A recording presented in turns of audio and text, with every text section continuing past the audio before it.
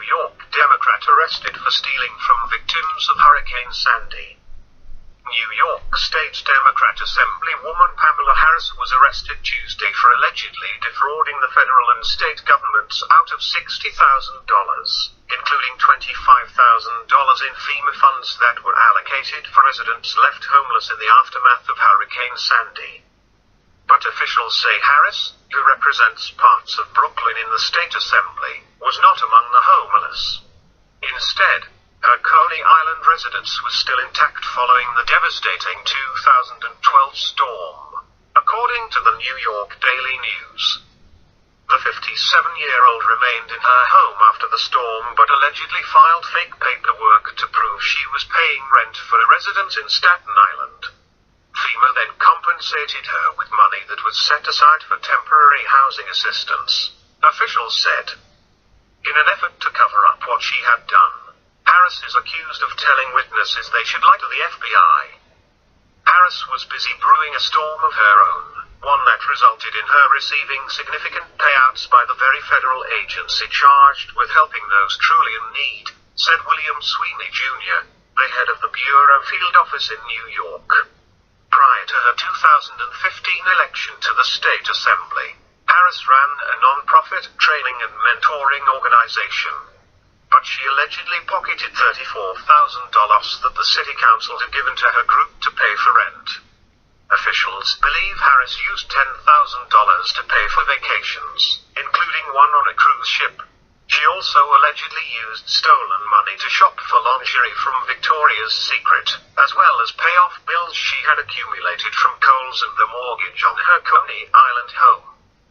For her alleged crimes, which authorities say took place between 2012 and 2016, Harris was charged with wire fraud, conspiracy to commit wire fraud, making false statements, bankruptcy fraud, witness tampering and conspiracy to obstruct justice, according to the Daily News.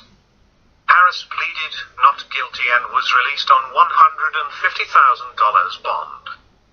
Miss Harris has been an invaluable community organizer and a well-regarded legislator, her attorneys said in a statement. Especially given her background, we are disappointed that Ms. Harris was indicted.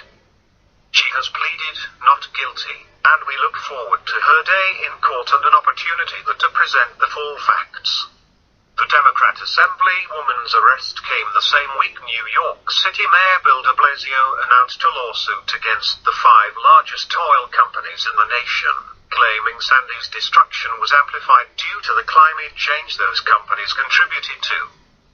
The storm struck the city in October 2012, leaving more than 40 New Yorkers dead and causing tens of billions of dollars in damage. After Sandy, it became clear that climate change was an active threat to our lives. It may have happened 5 years ago, but we are still dealing every day with the destruction it caused, de Blasio tweeted Wednesday. It's time for big oil to pay for the damage. De Blasio also noted that New York is the first major American city to take this action against fossil fuel companies. New York's road to recovery has been a long one, with multiple resiliency projects being carried out in order to prevent future natural disasters from affecting the city in a similar manner, according to Politico.